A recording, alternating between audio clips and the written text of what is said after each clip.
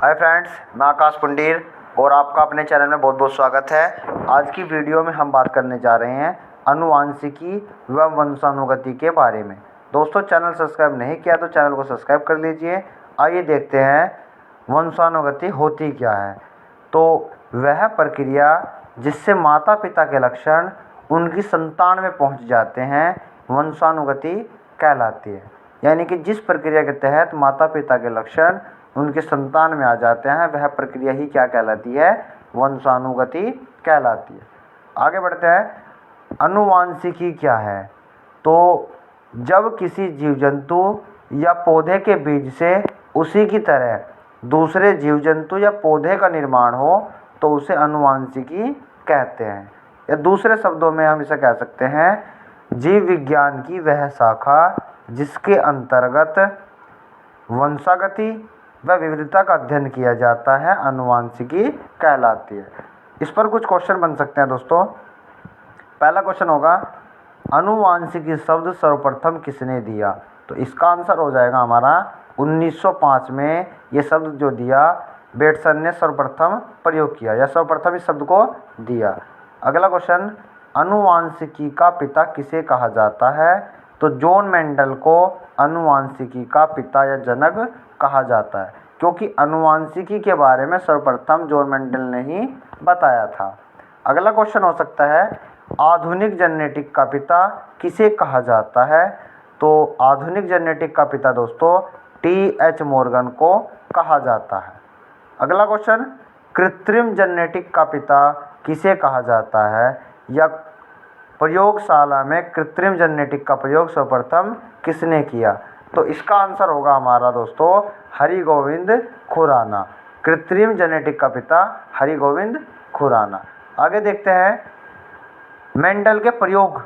तो मेंडल ने अपने बगीचे में मटर की कई किस्मों पर प्रयोग कर आनुवांशिकी के बारे में बताया। उन्होंने एक छोटा पौधा लिया जिसके जीन को छोटे टी यानी कि स्मॉल टी से दर्शाया। वह एक लंबा पौधा लिया जिसके जीन को उसने इस कैपिटल टी से दर्शाया। आप डायग्राम में देख सकते हो।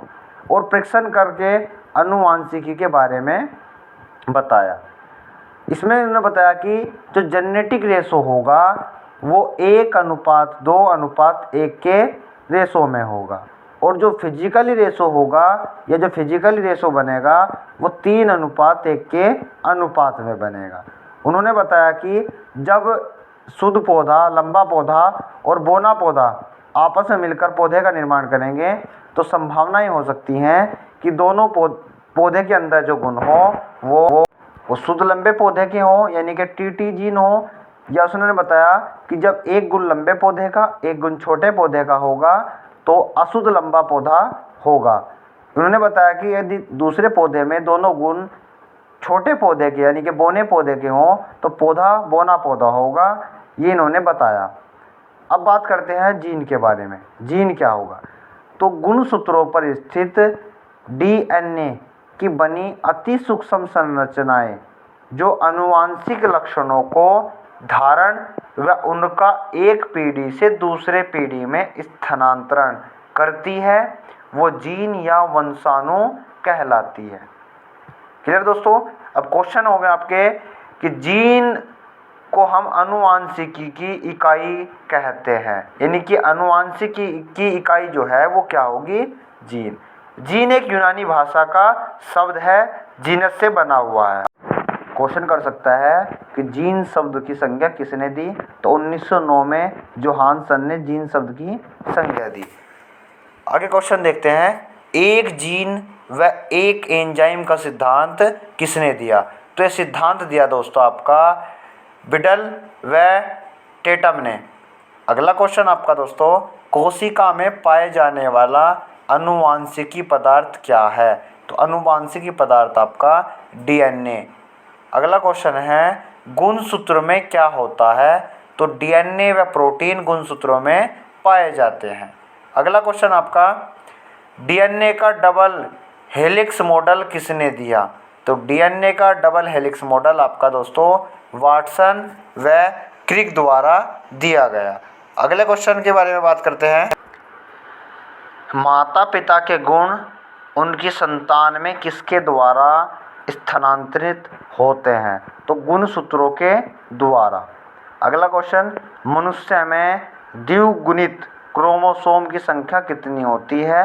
तो दोस्तों मनुष्य में 23 जोड़े क्रोमोसोम पाए जाते हैं, यानी कि आप उन्हें संख्या में 46 कह सकते हो। अगला क्वेश्चन, मनुष्य में नर गुणसूत्र सम्मिश्रित होते हैं? तो मनुष्य में दोस्तों एक गुण होता है XY का। अगला क्वेश्चन आपका, नवजात शिशु के लिंग का निर्धारण किससे वंशागत हुए गुणसूत्र द्वारा किया जाता है? तो दोस्तों ये किया जाता है पिता के गुणसूत्र द्वारा, क्योंकि पिता के अंदर XY गुण हो वह माता में एक गुण होगा XX का। तो नवजात शिशु के लिंग का निर्धारण पिता के वंशागत गुण या गुणसूत्र से किया जाता है। दोस्तों अगर आपको वीडियो अच्छी लगी हो तो कमेंट कीजिए। जय हिंद, जय भारत।